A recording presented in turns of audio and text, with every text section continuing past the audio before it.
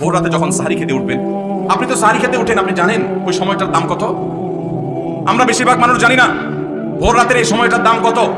আরে ভাই, এই সময়ের দোয়া 1 মিনিটের দোয়া অন্য সময়ের 100 মিনিটের সমান না। অন্য সময়ের 100 মিনিটও এই ভোর রাতের 1 মিনিটের সমান না।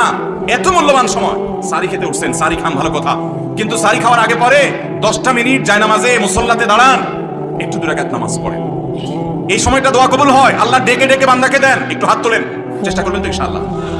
আপনার বাসার এক কোনায় চলে যাবেন, একটু আলো আধারিতে চলে যাবেন, সেখানে গিয়ে বসে আল্লাহর কাছে একটু কথা বলবেন।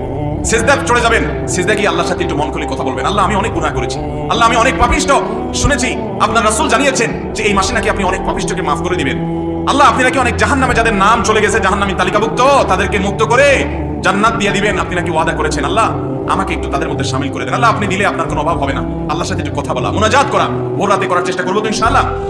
ঘরের এক কোনায় চলে যাবেন, সাহারিটা আগে আগে খেয়ে শেষ করবেন, আজানের এখনো 15 মিনিট বাকি। চলে যান এক কোনায়, ওযু করে দাঁড়ায় যান 2 রাকাত নামাজে, চলে যান সিজদায়, একটু দোয়া করেন। নিরিবিলি জায়গা যদি বাসায় না থাকে, ছাদে চলে যান, মসজিদে আগে চলে যান, এক কোনায় চলে যান। এই সময়ের 10টা মিনিট কোনকে তুমি ট্রেনিং নিয়েছো যে পানি থাকলেই খাওয়া পান করা যাবে না, খাদ্য থাকলেই খাওয়া যাবে না, ক্ষুধা থাকলেই খাওয়া যাবে না, আল্লাহর ভয়ে বেঁচে থাকতে